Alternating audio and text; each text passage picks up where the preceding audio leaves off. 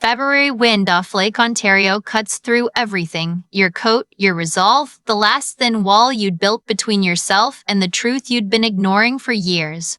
I know because I was standing in it at 7 in the morning with one duffel bag and my laptop case, and my father's voice still ringing in my ears.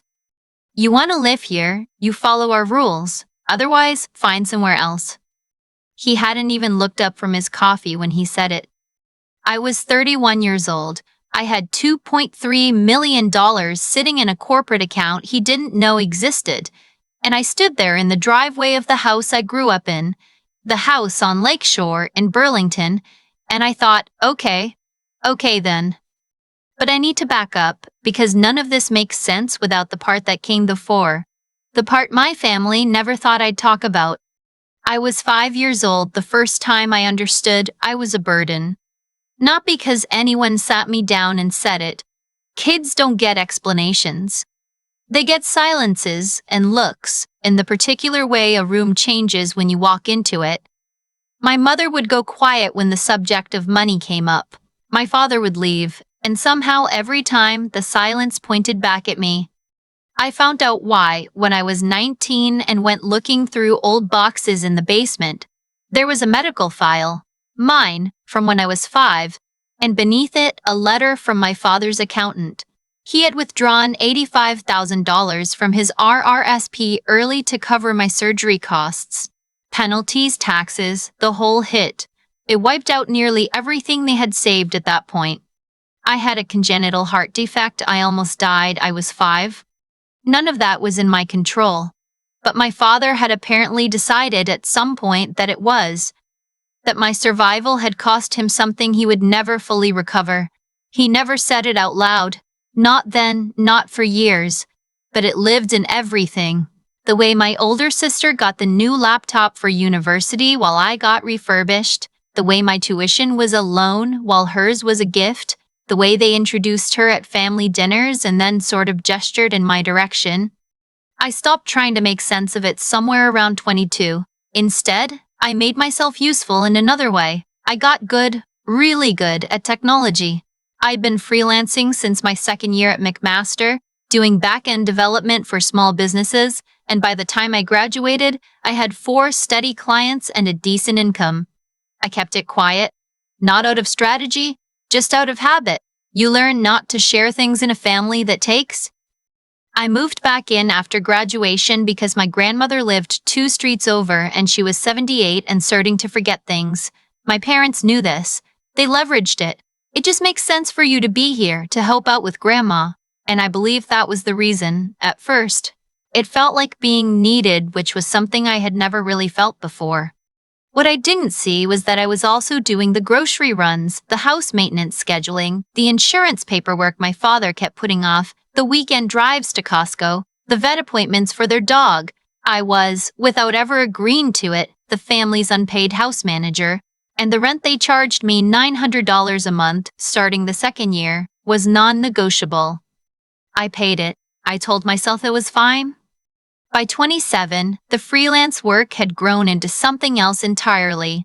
I had registered a numbered company, 2847941 Ontario Inc., and through it, I was running long-term contracts for 3 mid-sized tech firms in Toronto. I hired 2 subcontractors.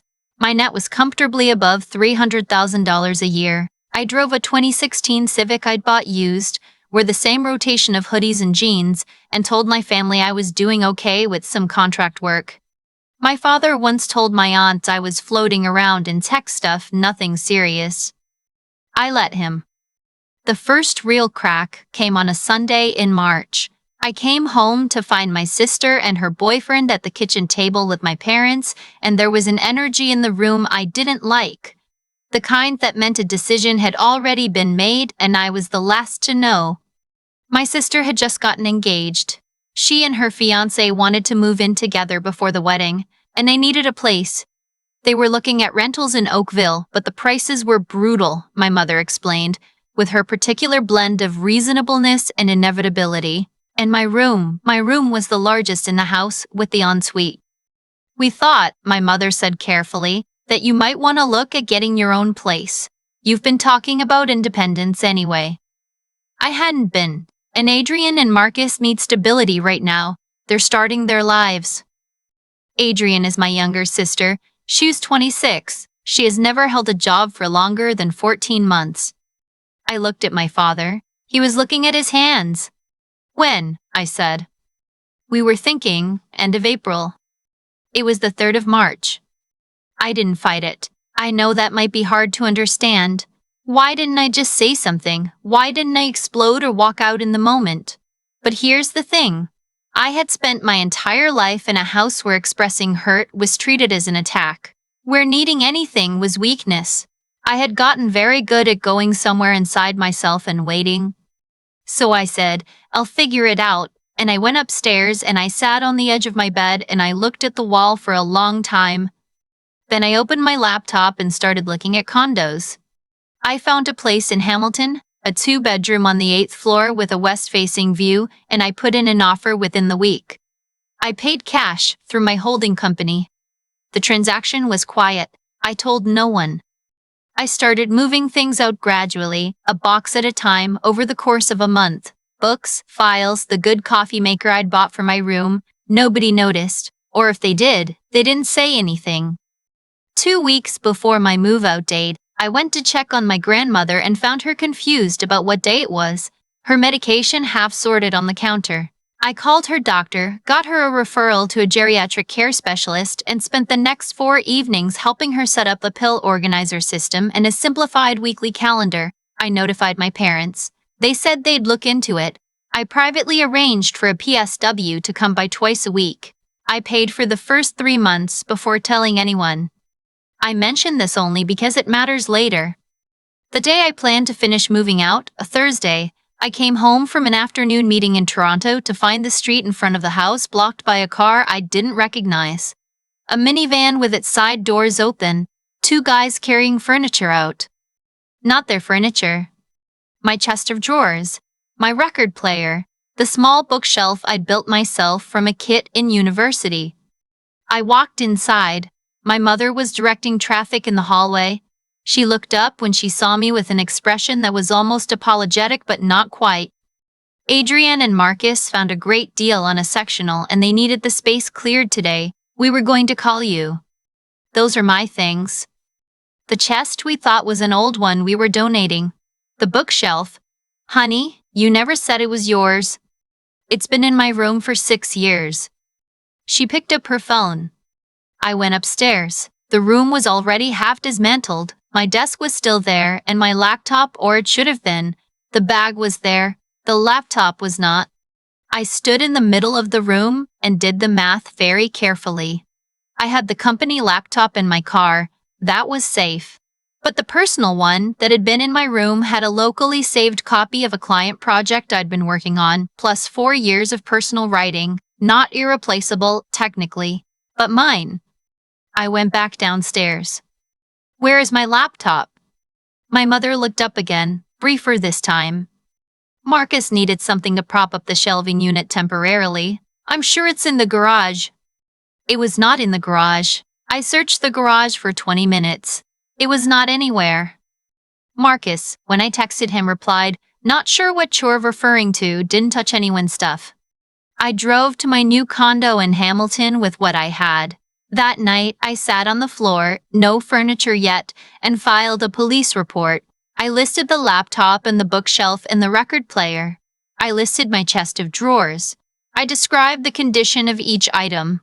The officer I spoke to, a woman named Constable Ferreira, was patient and professional. She said she'd follow up. She did 2 days later. By then, the laptop had turned up at a cash converters in Stony Creek. Sold for $180. My serial number was on the receipt. It had been sold by someone who matched Marcus's description. He denied it, of course, so did Adrian. My mother called me twice over the next few days to explain that I was damaging the family by pursuing this, that Marcus was under a lot of stress, that I needed to understand this from their perspective. I did understand it. I understood it completely. I pressed charges. The Crown attorney picked it up as theft under $5,000. Marcus got a conditional discharge, which I later learned was common for first-time property offenses in Ontario, and I accepted that outcome, even though it felt like very little. The record player was never recovered. The bookshelf had been left at the curb. I let it settle. A few weeks, I focused on setting up the condo, stocking the kitchen, getting my grandmother's care arrangements finalized. I worked. I slept 8 hours. I went for long walks along the escarpment and tried to figure out what I actually wanted, now that the decision had been made for me. What I didn't know was that it wasn't over.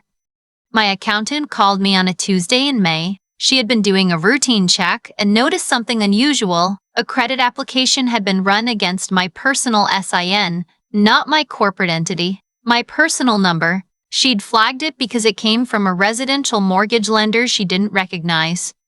I told her to dig. It took her 4 days. What she found was this. My father had applied for a home equity refinance on the Burlington house. This was legal. It was his house, his mortgage. But on the application, in the section for household income, he had listed me as a cohabitant earning $95,000 per year in technology consulting income. He had used this to inflate the combined household income threshold and qualify for a larger refinance amount than he would have on his own. I had moved out of that house 6 weeks prior. I had never earned $95,000. I had never agreed to be listed on any application. This is mortgage fraud.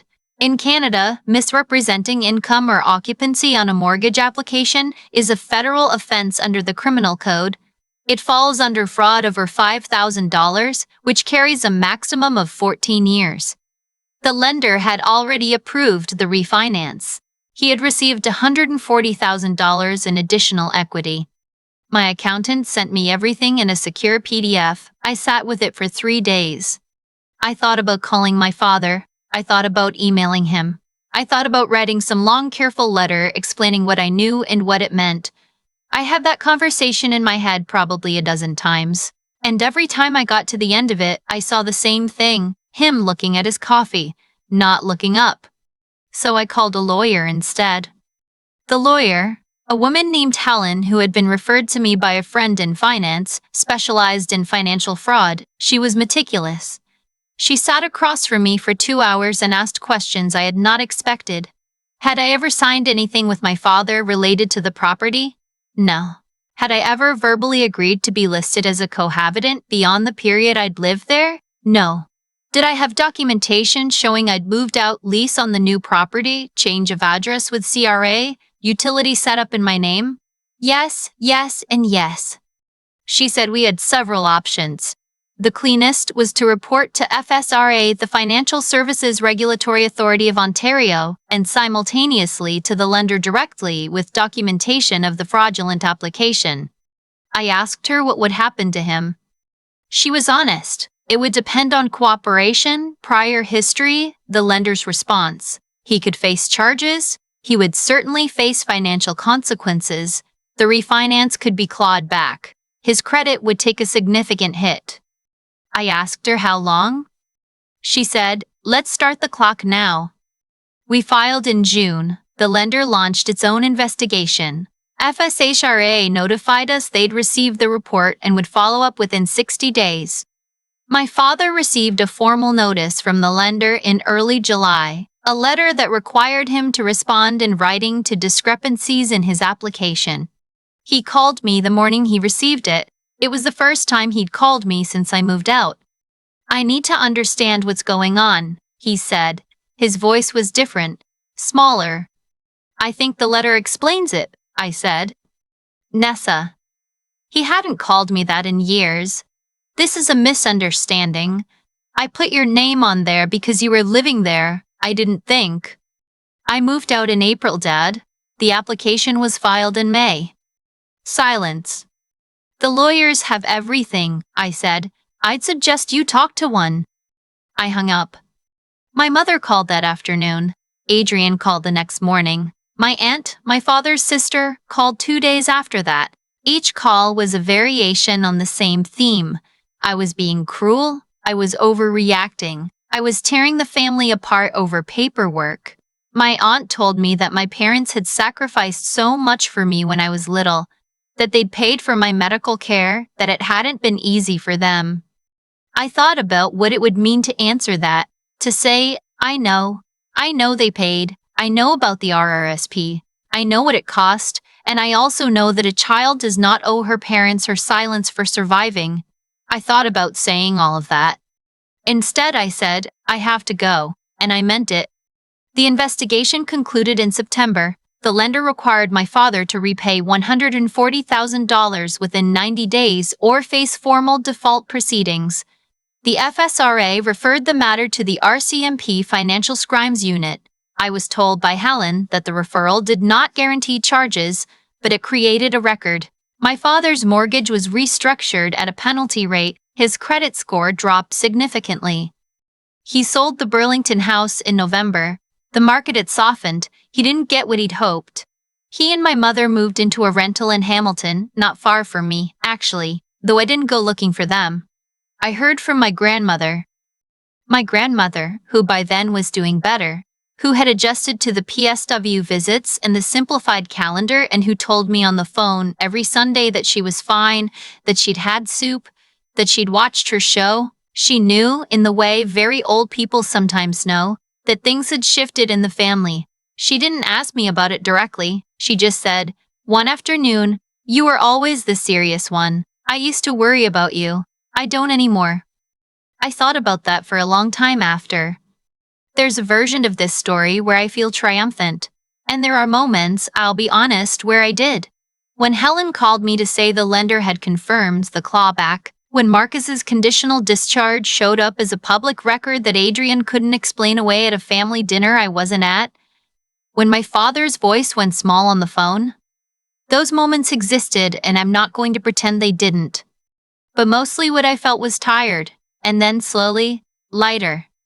I spent the winter setting up a proper home office. I took on one new client, a firm in Vancouver doing supply chain software, and turned down two others because the projects didn't interest me. I made a point of cooking actual meals instead of just eating whatever was fast. I started sleeping without the low-grade vigilance that I hadn't even noticed I'd been carrying for years, that constant background alertness that comes from living in a house where something might shift without warning. In January, I converted my holding company, changed the name, restructured slightly, added a second stream that a financial advisor had been suggesting for 2 years. I took 2 weeks off and drove out to Banff alone, which I had wanted to do since I was 24. I stood at the edge of Lake Louise in the middle of winter and took exactly one photo, which I did not post anywhere. In February, I got a message from Adrian. It was longer than anything she'd ever sent me, and it was mostly about Marcus, who she had separated from over Christmas, and about how hard things were, and how she missed me, and how she thought maybe both of them had made mistakes. I read it twice. I thought about what I wanted. I wrote back, I hope you're okay. I need more time. I'll reach out when I'm ready. And that was true. That was the whole truth. Not a door slammed, not a door open, just me, standing in my own kitchen, deciding for the first time in my life how much access other people got to me and when. My father has not contacted me since the phone call in July. My mother sent a card at Christmas, a generic one, the kind with a snowy pine and a gold ribbon, with just their names inside and no message. I put it on the shelf with my grandmother's photo and went back to what I was doing. The condo on the 8th floor faces west. In the evening, the light comes through and fills the whole room with something close to gold. I make coffee, I sit at my desk, and sometimes I think about the driveway in Burlington and the February cold and my father not looking up from his cup. I don't regret leaving. I only regret it took me so long to understand that leaving had always been an option. The thing nobody tells you about being the quiet one in the family is that quiet gets mistaken for weak. For years, I let that mistake stand. I paid rent in a house that dismissed me. I did the grocery runs and the insurance paperwork and the grandmother visits without being asked, without being thanked, without being seen. And I told myself that was fine, that keeping my head down and my accounts private was just being smart, being careful. It took me a long time to understand that it wasn't just strategy. It was also fear. Fear that if I took up too much space, I'd confirm what they already seemed to believe, that I wasn't worth it. What my father did. Listing my name on that mortgage application after I'd already moved out, fabricating income I'd never declared to him, using my identity to unlock money he hadn't earned. That wasn't an accident or a miscalculation. It was the logical endpoint of a dynamic that had been running for over 20 years. When you treat someone as a resource rather than a person, eventually you start treating their name, their SIN, their financial identity as a resource too. The pattern had always been there. I just hadn't let myself name it clearly until the moment my accountant called. I don't think of what happened as revenge. That word implies I set something in motion. What I actually did was stop absorbing consequences that weren't mine. I filed a report. I gave Helen everything she needed, and then I waited because I had learned, slowly at real cost, that the truth doesn't need your help to land. It just needs you to stop protecting the people who are hiding from it. There's something I keep coming back to, even now, sitting in this condo with the west light coming through, the question of what I could have done differently. And I think the honest answer is that I could have done almost none of it differently, because I wasn't ready earlier. Integrity isn't something you perform when it's convenient. It's something you build in the dark, in small choices. Paying for my grandmother's PSW without announcing it, filing the police report even when my mother called it damaging, telling the full truth even the parts that made me look naive. Those decisions didn't feel significant when I made them. They were just the only things I could live with. The same with clarity of mind. I didn't outwit my family with some elaborate strategy. I just kept accurate records. I documented my move-out. I changed my CRA address on time. I knew what was mine and what wasn't, and I knew what a mortgage application was required to say. The gap between what I knew and what my father assumed I didn't know. That was the whole thing. Knowledge, kept quietly and used carefully, turned out to be the steadiest thing I owned. And then there's the part that's harder to articulate, the persistence of it, not fighting back dramatically, but continuing to work, to set up the condo, to see my grandmother every Sunday, to make actual meals, to go to Banff alone in January because I had wanted to for 7 years. Life didn't pause for the investigation. I didn't wait for resolution before allowing myself to exist. That choice, to keep moving, keep building, refused to put my life on hold for people who had already decided I didn't matter. That might have been the most important one. My grandmother said I was the serious one. She said she used to worry about me. I understand why, but I also think she saw, before I did, that serious isn't the same as fragile. It just takes longer to find its footing. I'm still finding mine, but I'm doing it in my own space, on my own terms, with the lights on.